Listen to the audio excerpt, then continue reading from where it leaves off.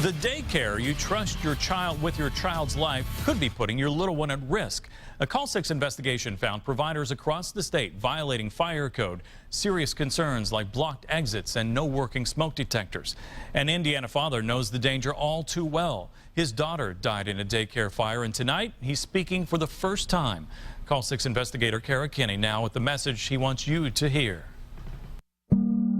George Lloyd is surrounded by memories of his daughter Emma. Pictures, toys, even her coats are still by the door. She loved going outside, and of course the rule is, well, put your coat on. Little Emma died in March when Waterman's Daycare in Sullivan caught fire. She was the only one who didn't make it out. I feel like maybe I let her down. Dad wasn't there. Like thousands of Hoosier parents who drop off their children at daycare, Lloyd never thought a great deal about fire safety. And you're trusting that type of thing to the experts. The fire chief says the fire likely started when something fell on the baseboard heater and caught the couch on fire. When we stopped by, the daycare's owners didn't want to talk. When was it demolished? Doesn't matter. It doesn't matter? You guys don't need to be here. The state inspected Waterman several months before the fire and did not find any fire-related violations. Nothing was found in 2011 or 2012 either. But Emma Lloyd's death and her father's call for improved safety prompted the Call 6 investigators to learn more about fire safety at daycares, as well as the inspection process. In Indiana, daycares receive a fire inspection once a year. I would check the fire extinguisher, make sure that it has a current inspection on it. The state fire marshal's office is in charge of inspecting centers like the day nursery as well as ministry daycares. So you can see here we have a good clear path to the exit. The Family and Social Services Administration handles fire safety checks at home daycares like Kelly's Exclusive Childcare, who let us inside during an inspection. Most important thing, get the children out. We wanted to find out what fire inspections turned up at the 4,000 daycares across the state over the last year. We found violation after violation, more than 1,800, including those that make it hard for kids to get out safely, like a blocked exit at Zetta's Place B on the east side. We're just here to find out how that happened. Okay, I don't want to be on the news or nothing. Nancy Reese's home daycare was also cited for blocked exits. Can you tell us how the blocked exits happened? I'm not willing to talk about it. I just don't want to talk. FSSA cited Super Sitters and Fishers in 2011 and again in February for a very serious fire safety violation. Inspectors found children in the basement with no way to get out. The only exit was a staircase blocked with a gate. What can you say in response to these violations regarding kids not being able to get out? No, they were, I mean, that's the safety of the kids is what's most important. So, you know, we've got an understanding of why it's that way, and we're abiding by all the rules. Super Sitters is now on probation with the state. So kids are not in the basement anymore? No. Just My Size Academy was cited for not documenting fire drills, fire extinguishers and fire alarms past due for inspection, and exit signs and emergency lights not working. When the previous director left, we lost all our paperwork. We figured out what we were doing wrong, and we changed it. The state says it's crucial for child care providers to follow fire codes all the time, not just when violations are pointed out. It's an emergency, so you have to be prepared all the time. The state fire marshal's office points out if it's an immediate safety issue, they make the provider fix it on the spot. Our goal is for people to be safe. The state has no data on the number of daycare fires, but they do happen. This East Side daycare caught fire in March, and in 2011, 24 children were evacuated from Regina's Child Care Ministry on East Washington Street after a fire. She was born an angel. She'll always be an angel. George Lloyd wants daycares to pay close attention to fire safety. Those are people's babies. And for parents to make it top of mind. No one should have to lose a child. Tonight, the Call 6 investigators expose dangerous conditions at daycares that could be putting your family at risk. Indiana's daycare system is so complicated, it has many parents confused and has the state ranking dead last in at least one national report. One family who lost their baby at an illegal daycare is speaking out on television for the first time, and they have an important lesson to share with you. Call 6 investigator Kara Kinney has been digging into Indiana daycares for years, and she joins us now with what you need to know. Indiana has many different types of daycares. Among them, licensed homes, licensed centers, registered ministries, and then there's unlicensed daycares with 5 or fewer unrelated children. State records we obtained show some providers operating illegally with too many children. In fact, one family we spoke with says they did not realize they were sending their child to an unlicensed illegal daycare until their baby died. He was always a happy baby. Connor Tilson was 5.5 months old, attending a Carmel daycare run by his mom's cousin, Stacy Cox. Little Connor went down for a nap last January and never woke up. It just felt like my whole world just crumbled down and broke. I mean, it's hard. I mean, it's still hard. It's almost been a year. It's terrifying. It's heartbreaking. You're in the point where you're a million questions are running through your mind. There's no one there to answer them. It wasn't until after the funeral Connor's parents learned their baby died in a broken portable crib. What's more, the daycare Connor's parents trusted did not have a license. I had no idea. What many parents don't realize is in Indiana, home daycares don't need a license if they have 5 or fewer children not related to the provider. It's a fact that earned Indiana a big fat 0 on a national report on home daycare standards. Unlicensed means workers don't have to be trained in things like CPR, safe sleep, first aid, or have to submit to criminal background checks or even drug screens. Police say Cox and her daughter Kirsten, who put Connor down for his nap, both tested positive for marijuana. The state says their daycare was operating illegally, repeatedly ignoring state warnings about having too many kids and not enough workers. You had no idea that she was operating illegally. Oh, no. And they're not alone. The Call 6 investigators obtained a year's worth of disciplinary actions from the state's Family and Social Services Administration and found 10 cease and desist letters to home daycares operating illegally, at some points with as many as 26 children. Records show authorities responded to Lisa Vaughn's home in Lawrence several times for complaints she's operating illegally. After a child died of natural causes at her home in May, investigators found 9 children inside. So we paid her a visit. Are you still operating an unlicensed daycare? I do have a daycare, yes. Okay. Are we allowed to come in and talk to you? No, you're not. I am in the process of getting my license, and I actually have an appointment. FSSA says they denied Vaughn's application and are seeking an injunction to stop her from operating.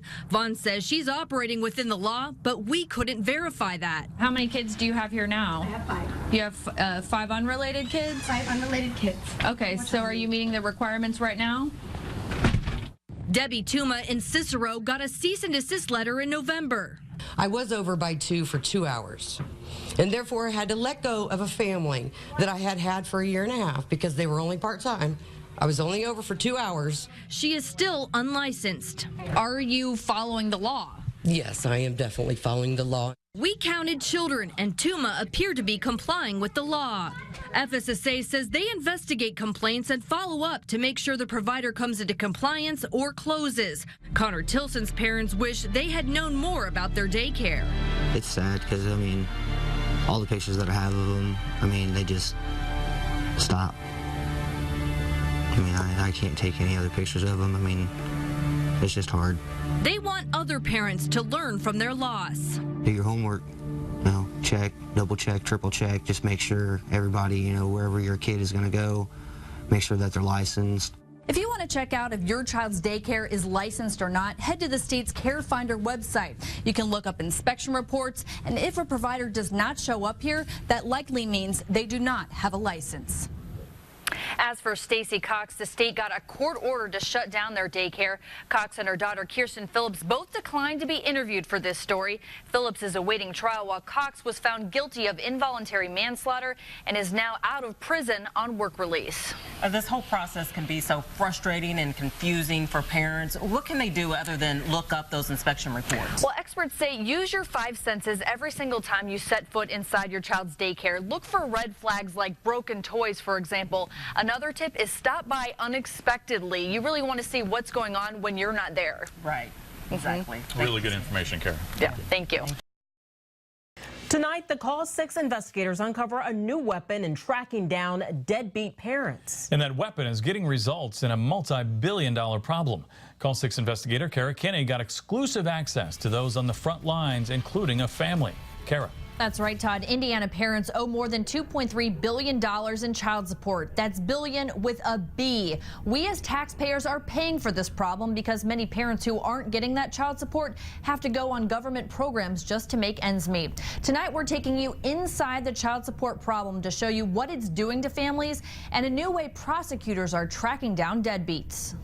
And just make sure you're careful, okay? I love you, baby.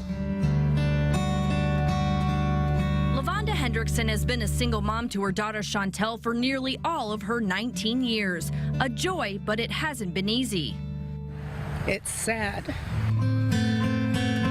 A lack of child support meant many nights where Lavonda didn't eat so her daughter could. It's really hard. It really is. But after so long, you know, of course you have to deal with it. Lavonda at times relied on food stamps to make ends meet. So when you lay down with somebody and a baby is created, that means there's two people that are responsible for this, not just the one. Lavonda's ex-fiance, Sean Everett, currently owes $45,000 in child support. He was a fugitive for 8 years. That is, until this man came into the picture. Meet Troy Dehart. He's Johnson County's new child support investigator, a weapon in tracking down fugitives. Dehart found and arrested Sean Everett. Yeah, it's always a good feeling to get the ones that have thought they've gotten by with it. That may be him up there in the van. Had a $500 cash only bond. The Johnson County prosecutor is one of the few in the state that has a law enforcement officer with arresting powers on its staff dedicated to finding deadbeat parents. Kids are getting the short end of the stick. We spent some time with Dehart, hot on the trail of child support fugitives. First stop, finding Matthew Andreas, wanted for failure to appear in court on child support issues. Several minutes go by, and then Andreas comes to the door. Got the clothes we can put on. Andreas is arrested and admits to our camera he owes child support. I have a child and I'm behind. Been unemployed. Are you going to pay your child support? I've been paying. Not enough. The day of this arrest, Andreas owed $45,000 in child support for one child. They're stealing from their kids, and they're stealing from their future. And with that, it also throws a burden on us as the taxpayers. Dehart spends hours searching the internet and digging through records, looking for clues on deadbeat parents' whereabouts. Some take months to track down, like Paul Jajuga. Why did you not show up for court? I don't know. Do you owe child support? I owe a little bit, $250. No, more like $8,000 owed as of this August arrest. Dehart joined Johnson County in April 2013, helping capture more than 100 people. His salary is $46,000, much of it reimbursed through federal funds. Johnson County has collected more than $156,000 in child support from these 100 parents, 93 men, 7 women, since they were arrested. Why aren't other counties doing this? I don't know why we weren't doing it to start with, but I think it's just kind of uncharted territory. One misconception officials want to clear up, that putting deadbeats in jail keeps them from paying. That's the corner that you've painted yourself into. Johnson County Judge Marla Clark issues warrants and says putting someone behind bars is sometimes the only way to get that person to pay up. I'm collecting child support on kids that are older than me.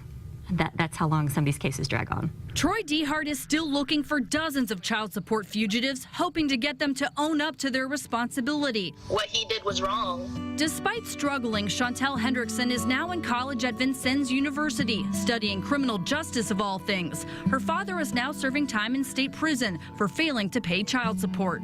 He finally has to face the music. But the pain still lingers for Chantel. And it made me feel like, why am I not good enough to have the support of my father? To our surprise, Lavonda's ex-fiance Sean Everett agreed to speak with us from state prison. Tonight at 11, we sit down with him to find out what went wrong. Does he consider himself a deadbeat? And will he pay the rest of his child support? That should be interesting, Kara. What about the men we saw arrested in your story? Did they end up paying? They paid a few $100s each. They're now all out of jail and are scheduled for court hearings in the next month or so. As for investigator Troy Dehart, he says he could not make all of those arrests without the support of local law enforcement and Indiana State Police. They often go with Dehart to make sure that there's an additional safety measure there. All right, this sort of thing really touches a lot of lives. Kara, nice job. Thanks.